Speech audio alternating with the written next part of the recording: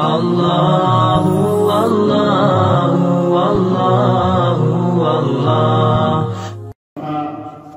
وسلام على عباده الذين اصطفى خصوصا على سيد الرسل وخاتم الأنبياء وعلى آله وأصحابه نجوم الهدى أما بعد فأعوذ بالله من الشيطان الرجيم بسم الله الرحمن الرحيم سبحان الذي أسرى بعبده ليلا من المسجد الحرام إلى المسجد الأقصى صدق الله العظيم. حضرت قاری یاسین رحیمی صاحب دامت برکاتہ العالی کے حکم پر یہاں کی مسجد میں حاضری کا شرف ہوا. ہمارے اکابر علماء حضرت مفتی عبداللہ ہزاروی صاحب، مولانا شیر مغل صاحب، مولانا صلاح الدین صاحب، مولانا فجاج احمد صاحب، مولانا احمد سعید صاحب اور دیگر بڑے علماء یہاں موجود ہیں. علماء کی موجودگی میں آپ کے سامنے کیا بیان کیا جائے، کیونکہ یہ ماشاءاللہ ابھی آپ کے سامنے معراج پر مختصر بہت معلومات آپ کو دے چکے ہیں قرآن و سنت سے. مفتی حسنین ماویہ صاحب نے بہترین اشعار آپ کے سامنے بیان کیے. معراج ایک میسج ہے. میں مختصر آپ کے سامنے بات کروں گا، زیادہ لمبی بات نہیں کروں گا، چند منٹوں میں بات ختم کروں گا. وہ میسج آپ کو دوں گا. اللہ تبارک و تعالیٰ نے جب سفر معراج کا واقعہ بیان کیا تو اس سفر کو دو حصوں میں تقسیم کیا. ایک سفر ہے مسجد حرام سے مسجد اقصی بیت المقدس کا، اسے قرآن سفر اسرا بولتا ہے. ایک سفر ہے بیت المقدس سے عرش والا کا، اسے معراج بولا جاتا ہے. مسجد حرام سے اقصی کے سفر کو کوئی کافر بھی انکار نہیں کیا، پھر اس نے مان لیا کیونکہ عین الیقین ہو گیا. سوالات پوچھے نبی علیہ السلام سے، آپ نے بیت المقدس کی کھڑکیاں بتا دی، اس کے پلر بتا دیے، رستے کی علامات بتا دی.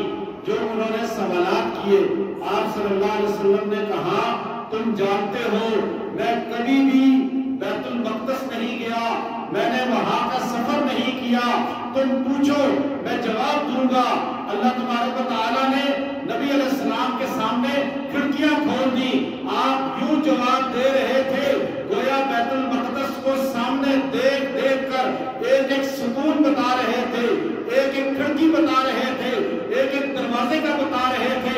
آپ یہ بھی بتا رہے تھے کہ مکہ سے ایک قافلہ بیت المقدس کو چلا ہے، رستے میں اس جگہ پہنچا ہوا ہے. تم اس قافلے والوں سے بعد میں پوچھ لینا کہ کیا اس رات میں انہوں نے پڑاؤ وہاں نہیں ڈالا. یہ سارا سفر اسرا ہے جس کو قرآن نے بیان کیا. پھر آگے سفر ہے جسے معراج کہا جاتا ہے. اب آپ دیکھیے اللہ جب سفر معراج کو بیان کرتے ہیں، اللہ کو پتا ہے انسان کی عقل تسلیم نہیں کرے گی، انسان کا ذہن تسلیم نہیں کرے گا کہ حضور راتوں رات کیسے چلے گئے. وہاں بیت اللہ کے اندر مسجد حرام میں وہ جگہ آج بھی موجود ہے. جب اذان دینے والے کی جگہ پہ آپ جائیں تو وہاں سے الٹے ہاتھ پہ وہ آج بھی جگہ موجود ہے جہاں ہمارے نبی سوئے ہوئے تھے. ام ہانی کے گھر میں دو ام ہانی ہیں، ایک علی بن ابی طالب کی بہن ہے، ایک رسول اللہ کی پھوپھی کی بیٹی ہے. یہ رسول اللہ کی پھوپھی کی بیٹی ہے. یہاں آپ آرام فرما تھے، یہاں سے آپ کو معراج ہوا. آپ صلی اللہ علیہ وسلم کو معراج کو جب اللہ نے بیان کیا تو لفظ سبحان بولا. سبحان کیوں بولا؟ سبحان آپ جو کہتے ہیں سبحان اللہ، اب مسلمان سبحان اللہ بولتے ہیں. جب انسانی طاقت مخلوق کی طاقت ختم ہو جاتی ہے، جہاں اللہ کی قدرت کا پتہ چلتا ہے اسے لفظ سبحان سے تعبیر کیا جاتا ہے. مچھلی کے پیٹ میں پیغمبر 3 اندھیروں کے اندر چلے گئے. جب ساری طاقتیں ختم ہو گئیں تو اس وقت انہوں نے عاجز آ کر کہا لا الہ الا انت سبحانک. اسی طرح فرشتوں سے اللہ نے سوال کیا انبئونی باسمائی ہؤلاء ان کنتم صادقین، اگر تم سچے ہو، اپنے آپ کو بڑا عقل علم والا کہتے ہو، تم مجھے ان پھلوں کے نام بتاؤ سبزیوں کے۔ اس وقت فرشتوں نے کہا قالوا سبحانک، عاجز آگے صبح اور ہم نماز پڑھتے ہیں، مسجد میں آتے ہیں، جب اللہ اکبر کہہ کے نماز شروع کرتے ہیں سبحانک اللہم سے شروع ہوتی ہے، ہم اللہ کے سامنے عاجزی کا اظہار کرتے ہوئے کہتے ہیں یا اللہ ہمارے عہدے تھے، اختیارات تھے، لقب تھے، ہمارے رتبے تھے، ہمارا وڈیرا شاہی تھی، ہم یہ پیسے میں بڑے تھے، یہ سب چیزیں جب نماز میں کھڑے ہو گئے تو ختم ہو گئی۔ اب ہم سبحانک اللہم کہہ کے بتاتے یا اللہ ہماری طاقت ختم ہے، ہمارا رتبہ ختم ہے، ہماری شان ختم ہے، ہمارے لقب ختم ہے، ہمارا علم ختم ہے، اب تو پاک ذات ہے۔ اب اللہ نے کہا سبحان الذی، پاک ہے وہ ذات۔ اچھا اس کا ترجمہ تمام تفاسیر کے اندر ہے، امام رازی جتنا بھی انہوں نے کیا، سبحان کا ترجمہ کیا عیب سے پاک ہے وہ ذات، عیب سے پاک، لیکن اس کا ترجمہ شیخ الہند رحمۃ اللہ علیہ نے سب سے بہترین کیا۔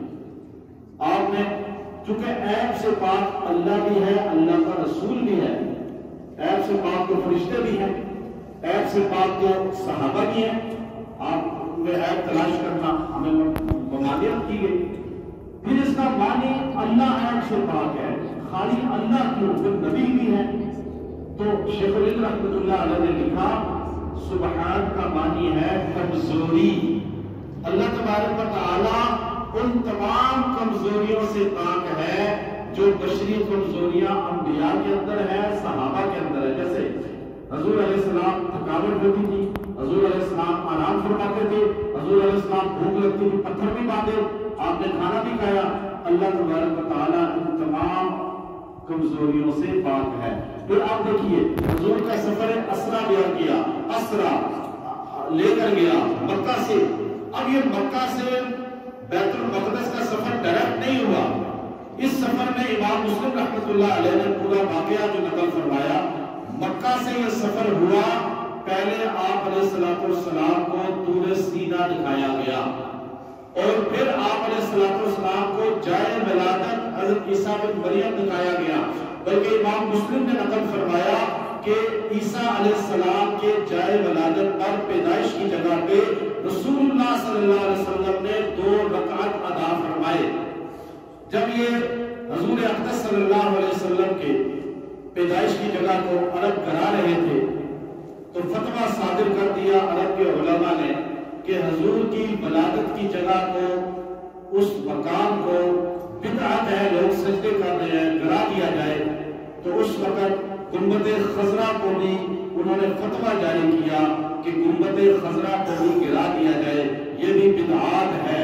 تو اس وقت حضرت انور شاہ رحمۃ اللہ علیہ نے اپنے 2 شاگرد حضرت مولانا مرتضیٰ چاند پوری رحمۃ اللہ علیہ، حضرت مولانا شبیر احمد عثمانی رحمۃ اللہ علیہ، یہاں سے عرب کے علماء سے مناظرے کے لیے بھیجا اور کہا جا کے آپ ان سے بحث کریں، آپ ان کو بتلائیں کہ حضور کی جائے ولادت کی جگہ اس کو متبرک سمجھنا یہ بدعات میں نہیں ہے۔ اور پھر دلائل نے مولانا مرتضیٰ چاند پوری رحمۃ اللہ علیہ نے وہاں جا کر عبدالعزیز جو بڑے کے ہیں والد عبدالعزیز بن آل سعود، ان کو کہا ہم ملاقات کرنا چاہتے ہیں، آپ تمام علماء کو بلوائیں، وہ ہمارے سامنے بحث کریں، ہمیں ثابت کریں کہ نبی کی جائے ولادت وہ سنبھالنا، وہاں جا کے اس کو تبرک سمجھنا یہ بدعات میں ہے۔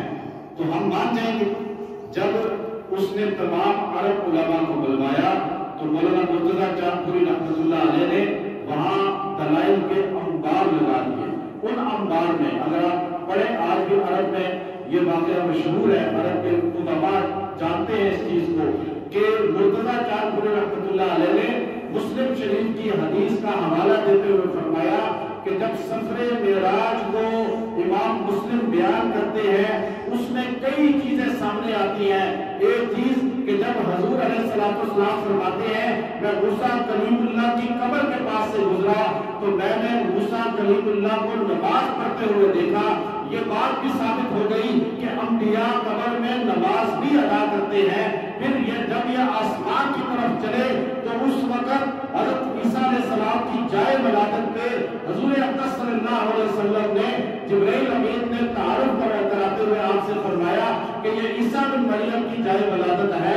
تو ہمارے نبی نے عیسیٰ علیہ السلام کی ولادت والی جگہ پر 2 رکعات نفل ادا فرمائے۔ نبی عیسیٰ کی قبر والی جگہ، ولادت والی جگہ اگر محمد رسول اللہ نفل پڑھے تو جائز ہے، حضور کی ولادت کی جگہ پہ امتی نفل پڑھے تو جائز کیسے نہیں ہو سکتا؟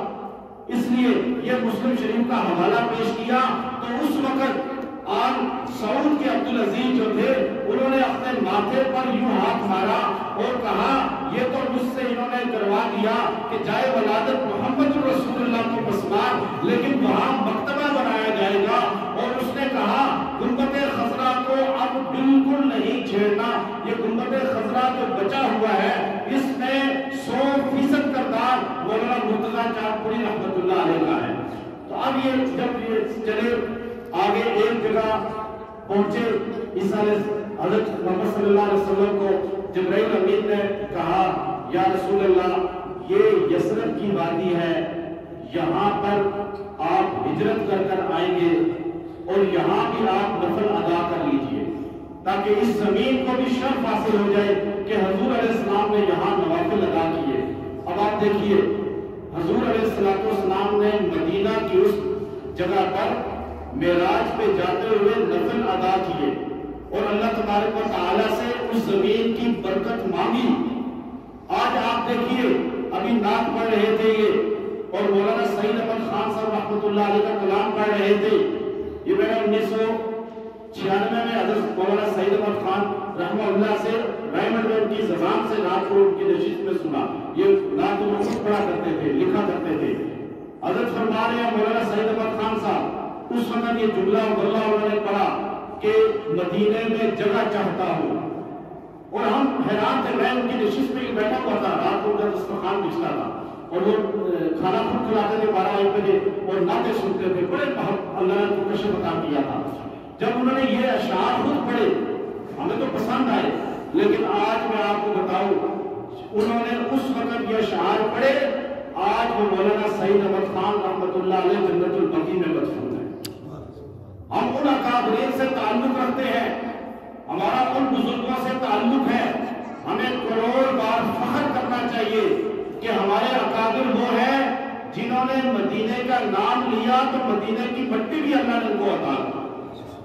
آج مدینہ میں آپ چلے جائیں، مسجد نبوی میں آپ جنت البقیع میں جائیں، آپ گیٹ سے داخل ہوں آپ محسوس کریں گے، بلکہ آپ پوچھ رہے وہاں کسی بڑے تاریخ دان سے جو مدینہ کی تاریخ کا واقف ہو، اس سے پوچھیں ہمارے اکابرین کی قبریں کہاں کہاں ہیں۔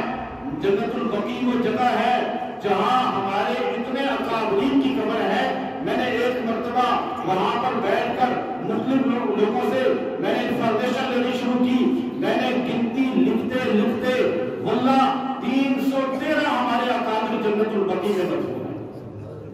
ہمارے اتنے اکابر جنہوں نے ساری زندگی مدینہ کا نام لیا، اللہ نے ان کے اخلاص کی وجہ سے ان کو مدینہ کی مٹی عطا فرمائی۔ آج شیخ الحدیث مولانا زکریا رحمۃ اللہ علیہ فضائل اعمال لکھی اور دعا کرتے رہتے تھے یا اللہ مدینہ کی وہ جگہ آج بقیع میں دفن ہے۔ وہ مولانا خلیل احمد سہارنپوری رحمۃ اللہ علیہ جنت البقیع میں دفن ہے۔ مولانا احمد علی لاہوری رحمۃ اللہ علیہ کے 2 بیٹے جنت البقیع میں دفن ہے۔ مولانا حسین احمد مدنی رحمۃ اللہ علیہ کے 3 بھائی، آپ کے 16-17 خاندان کے افراد جنت البقیع میں دفن ہے۔ مولانا عاشق الہی بلند شہری جنت البقیع میں دفن ہے، اور پھر آپ مولانا بدر عالم بیٹھی وہ جنت البقیع میں دفن ہے۔ ابھی مولانا عبدالحفیظ بقی صاحب حال میں انتقال کیا، آج وہ بھی بقیع میں دفن ہے۔ ہمارے اکابرین مدینے کا نام لیا، اللہ رب العزت نے ان کو مدینے کی مٹی بھی عطا فرمائی، کیونکہ حضور علیہ السلام نے دعا کی تھی جو نبی کا صحیح معنوں میں غلام ہوگا اللہ اس کو مدینہ میں قبول کرے گا۔ اب یہ معراج وہاں پہنچتے ہیں بیت المقدس تک۔ بیت المقدس میں انبیاء موجود ہیں، انبیاء سارے موجود ہیں۔ آپ صلی اللہ علیہ وسلم جس مجلس میں ہوں گے وہاں کوئی نبی بھی مسلم میں نہیں امامت کرا سکتا۔ یہ مسلمان کا عقیدہ ہے۔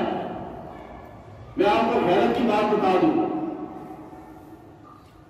مدینہ پاک میں جہاں پر امام کھڑا ہوتا ہے جماعت کرانے کے لیے مسجد نبوی میں، اصول یہ ہے کہ امام کے پیچھے تکبیر والا کھڑا ہوتا ہے، تکبیر کہتا ہے۔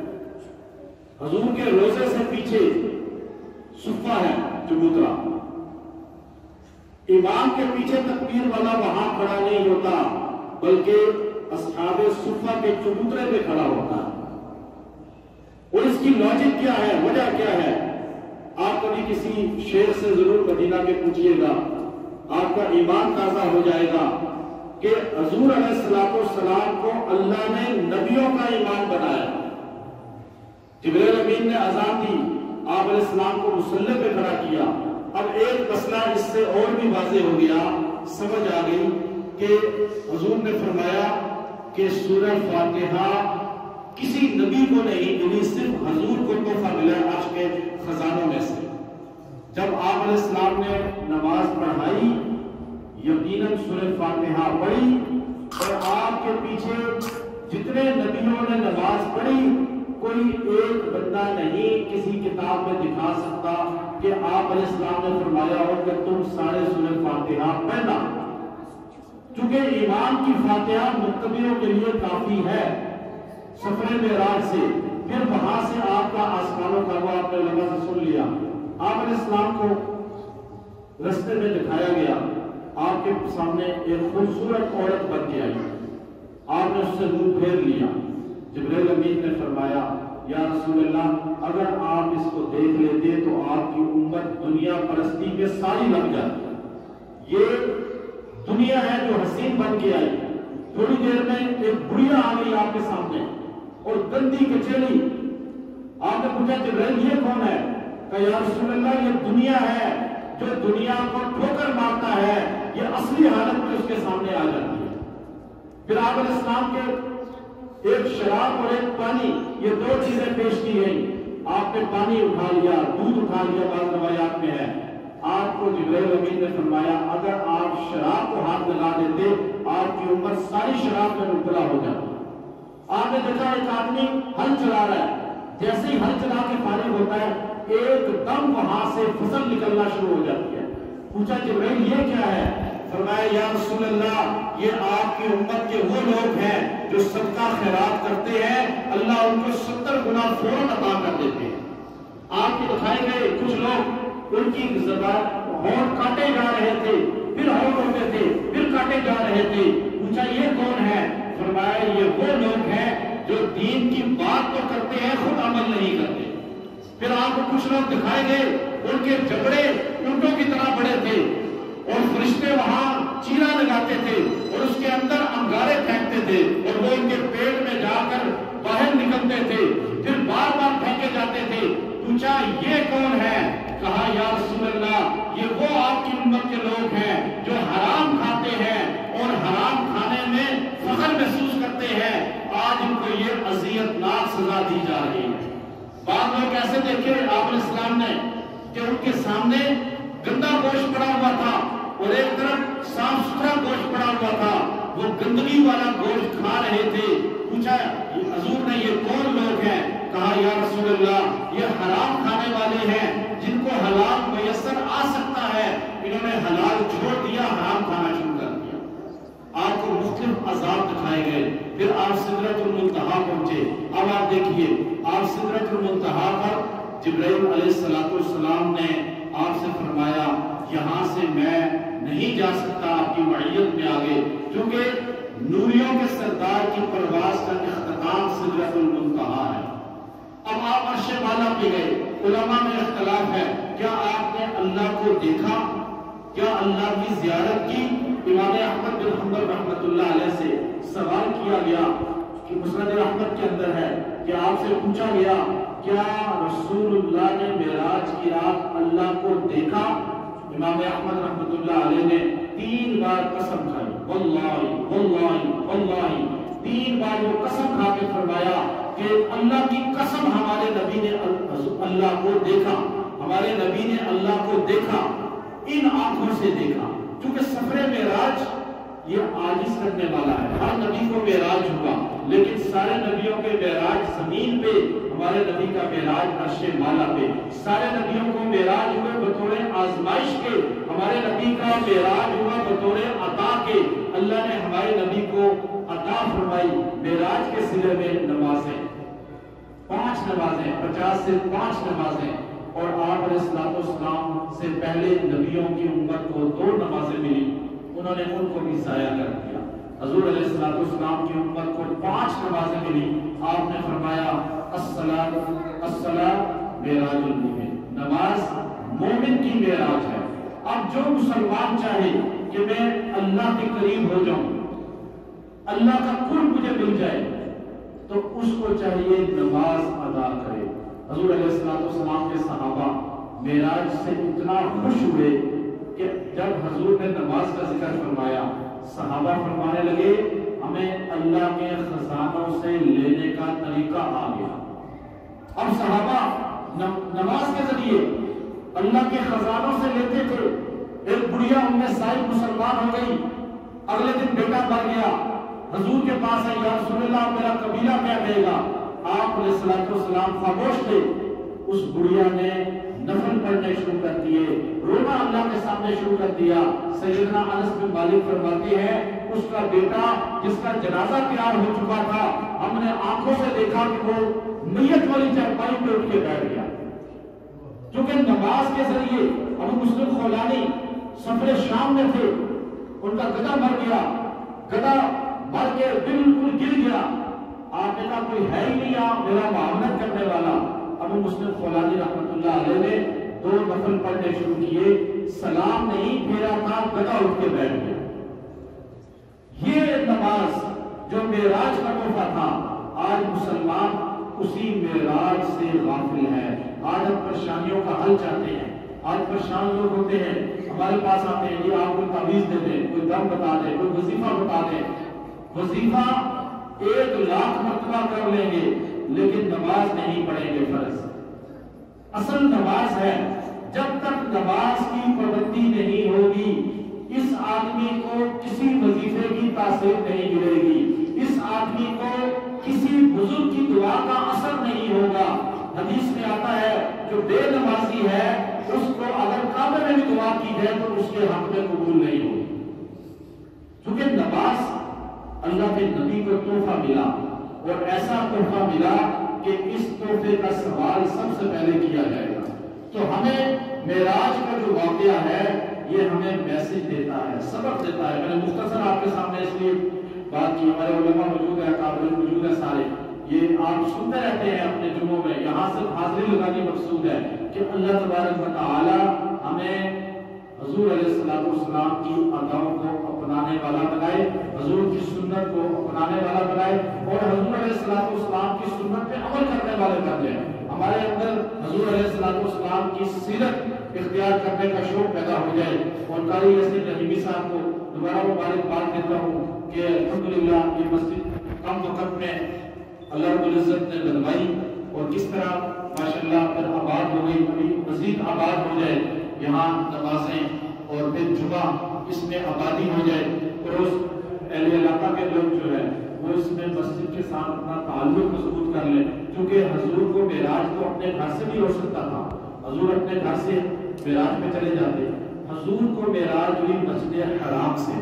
اللہ نے بھی ذکر کیا مسجد حرام کا، کیونکہ ہر بندے کو عروج ملے گا مسجد سے، اگر وہ چاہے کہ مسجد سے تعلق توڑ کے عروج ملے تو کبھی عروج نہیں ملے گا۔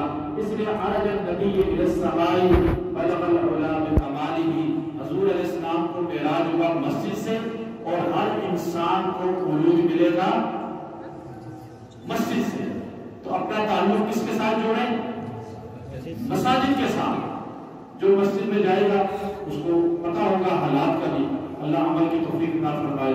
وآخر دعوانا الحمدللہ رب العالمین۔ اللہ اللہ اللہ اللہ